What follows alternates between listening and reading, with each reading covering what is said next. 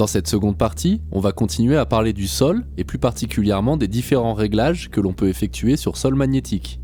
Pour la bonne compréhension de cette vidéo, je vous invite à aller voir la première partie, le lien est dans la description.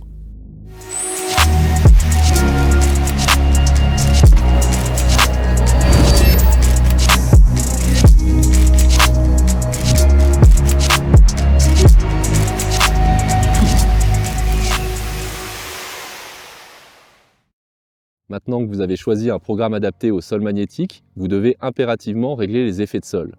Sur les programmes multifréquences, c'est d'ailleurs un réglage qu'on effectuera systématiquement, même sur terrain non minéralisé. Il permettra de calibrer correctement l'appareil pour par exemple avoir un indice de conductivité fiable. Sur le programme monofréquence, sur le Deus 1 et l'Oryx, il est préférable de garder un réglage du sol entre 88 et 90 si la force de minéralisation est faible ou inexistante. Il y a deux manières de régler les effets de sol sur un programme multifréquence. La manière la plus connue, la plus rapide et la plus simple, c'est le grabbing. On reste appuyé sur le bouton pinpoint de la télécommande ou du W6 Master et on pompe le disque à plus ou moins 15 cm du sol, sur une zone dépourvue de cible. Lorsque le signal audio du sol s'atténue et que la valeur se stabilise, le réglage des effets de sol est effectué. Pour le remettre d'origine, rendez-vous dans le menu sol, puis grab et appuyez sur la touche plus ou moins. On effectuera un grabbing dès le début de la sortie, puis on reproduira l'opération de temps en temps, surtout en cas d'instabilité ou de changement de sol. Il faudra aussi effectuer de nouveau un grabbing si vous changez de fréquence ou de programme. Parlons maintenant du second mode, le tracking. Celui-ci est à réserver aux utilisateurs expérimentés, car il n'est pas adapté à tous les types de terrains magnétiques. C'est un mode automatique de correction du sol. Il analyse en permanence le sol pour déterminer la valeur moyenne. Il est à utiliser uniquement sur des sols minéralisés de manière homogène, avec des transitions lentes, comme certains sols naturellement minéralisés. Sur des sols où la minéralisation est plus aléatoire et localisée, avec des transitions brusques, souvent dues à une activité humaine, la moyenne de la valeur sol que calculera le tracking sera erronée. L'appareil sera alors instable et perdra en performance. Le tracking peut être très utile. Il vous évitera de faire des grabbings plusieurs fois lors de votre sortie. Il faudra par contre bien connaître votre terrain, autrement il peut être contre-productif. On peut voir l'influence du grabbing. La valeur G7 descend automatiquement, puis elle se stabilise à 75. C'est la valeur moyenne de ce sol.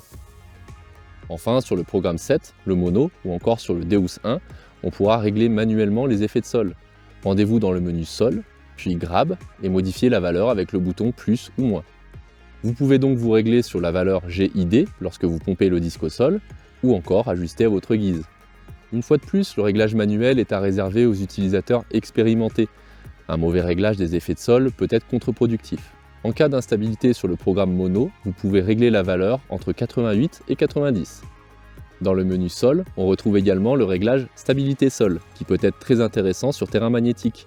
C'est un réglage disponible sur la plupart des programmes multifréquences continentaux. Ce réglage, comme son nom l'indique, influe sur la stabilité de l'appareil concernant le sol, mais il vous permettra aussi d'entendre ou non une partie du sol. En effet, avec le réglage 1, vous entendrez le sol au-dessus de votre réglage d'effet de sol, le G7. Donc imaginons que je suis sur un sol magnétique. Je fais un grabbing et j'obtiens une valeur de disons 80. Tous les sols en dessous de cette valeur seront inaudibles, ou encore les briques et les céramiques, qui ont une valeur aux environs de 75. Par contre, les sols au-dessus de cette valeur sonneront, comme par exemple les ferrites, qui ont une valeur aux alentours des 87. Dans certains cas, une cible très profonde peut se retrouver masquée par la minéralisation. Sa signature se rapprochera de celle du sol. Avec ce réglage, on entendra la cible. C'est le réglage utilisé en programme mono ou encore sur le Deus 1. Il faut savoir que sur la plupart des appareils d'autres marques, cette zone sol est en permanence masquée et on ne peut pas l'activer. On réservera le réglage 1 pour les utilisateurs experts. Il demande un réglage des effets de sol très précis. Mal utilisé, ce réglage peut rendre l'appareil totalement instable et devenir contre-productif. Le réglage 2 de la stabilité sol, c'est la base sur la plupart des programmes usines. C'est un réglage très polyvalent et plus simple à utiliser. La valeur sol au-dessus de la valeur G7 est rejetée, donc toute la plage sol est inaudible. Et c'est là que la technologie multifréquence rentre en jeu. Elle permet une analyse précise qui permet d'entendre certaines cibles à travers un sol minéralisé. Le réglage 3, lui, met en action d'autres filtres qui permettent encore de gagner en stabilité. Il rend par exemple l'appareil moins sensible au choc de disque. Il sera par contre à utiliser sur terrain non minéralisé. Je viens de trouver une cible très intéressante. Elle est vraiment en limite de détection dans un terrain extrêmement magnétique. Très peu de détecteurs seraient capables de la voir. Je suis en programme sensitive, en sol stab à 1, et j'ai bien évidemment effectué un grab.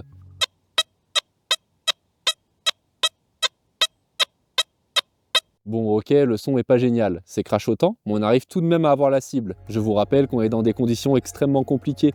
La cible est sûrement profonde et le terrain est très minéralisé. Passons maintenant en sol stab 2.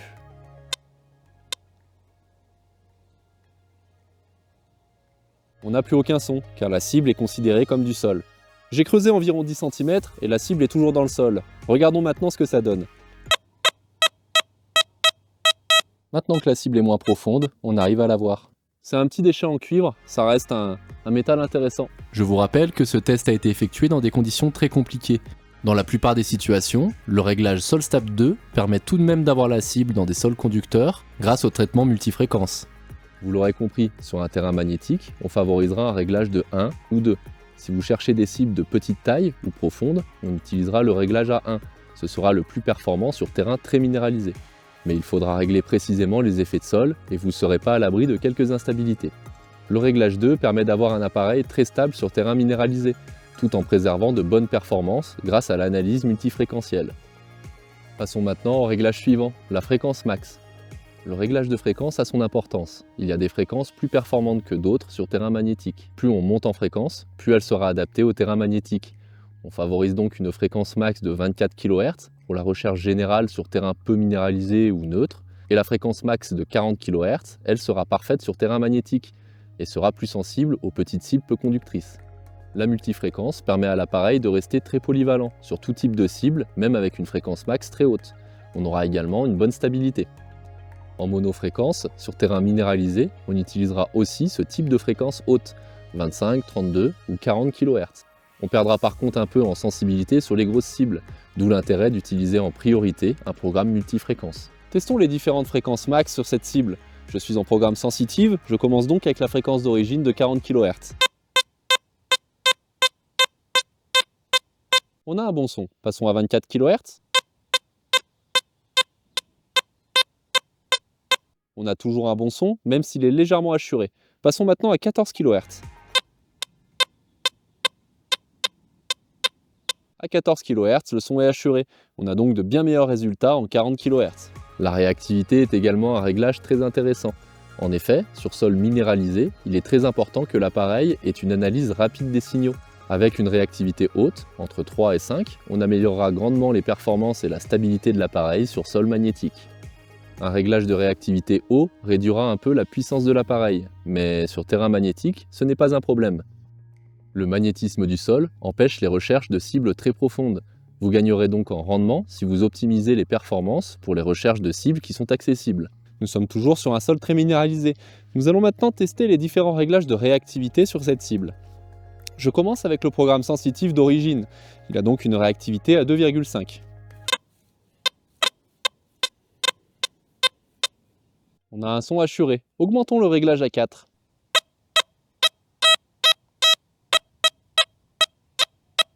Le son est correct, mais pas parfait. Malgré de bons réglages, sur terrain très minéralisé, les signaux de bonne cible sont forcément dégradés. Il ne faut donc pas hésiter à creuser ce genre de son douteux. Donc sur sol magnétique, un réglage à 3 ou 4 vous donnera de très bons résultats.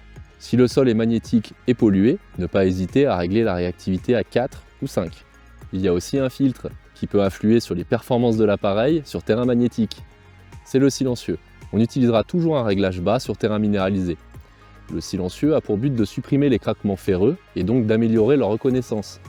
Mais avec un réglage trop haut, dans un terrain minéralisé, on risque de dégrader le son d'une bonne cible. On favorisera donc un réglage bas, comme par exemple un réglage à 1. Si on cherche des cibles de petite taille et assez profondes, sur terrain très minéralisé, on peut le régler à 0. L'appareil sera donc davantage ouvert. Regardons l'influence du silencieux sur ce petit son dans un terrain très magnétique. Je commence en sensitif d'origine, le silencieux est donc à 1. Très correct. Passons maintenant au réglage 2. Au réglage 2, le son est beaucoup plus assuré, on a quelques crachotements graves. Passons maintenant à 3. À 3, le son est fortement altéré, on a un son grave. Si malgré ces réglages adaptés au terrain magnétique, l'appareil est toujours instable, vous pouvez réduire progressivement la sensibilité, jusqu'à avoir un appareil stable. Nous avons donc parlé des deux types de minéralisation et des réglages que l'on peut apporter pour stabiliser l'appareil et gagner en performance sur terrain continental. Pour la plage, toutes les explications précédentes restent valables, mais il y a également d'autres réglages dédiés. Lorsque l'on détecte sur sable mouillé, le sol est extrêmement conducteur, de par l'humidité, mais également le sel qui amplifie le phénomène. Il est donc tout d'abord très important de soigner son balayage, garder toujours le disque parallèle au sol. On pourra ensuite utiliser le réglage de CellSense. Contrairement à la sensibilité classique, le CellSense n'atténue pas tous les signaux, mais uniquement les instabilités dues à l'eau de mer. L'appareil atténuera légèrement les bas conducteurs, avec un TID aux alentours des 30, mais la sensibilité de toutes les autres cibles restera inchangée. Faisons un air test avec le programme BeachSense. Je commence avec une sensibilité réglée à 95.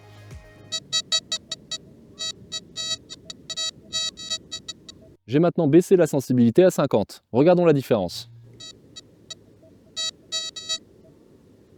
On peut voir que l'appareil est beaucoup moins puissant, on perd donc en profondeur de détection. Faisons maintenant le même test avec le réglage CellSense. Je commence avec le CellSense réglé au maximum, 9.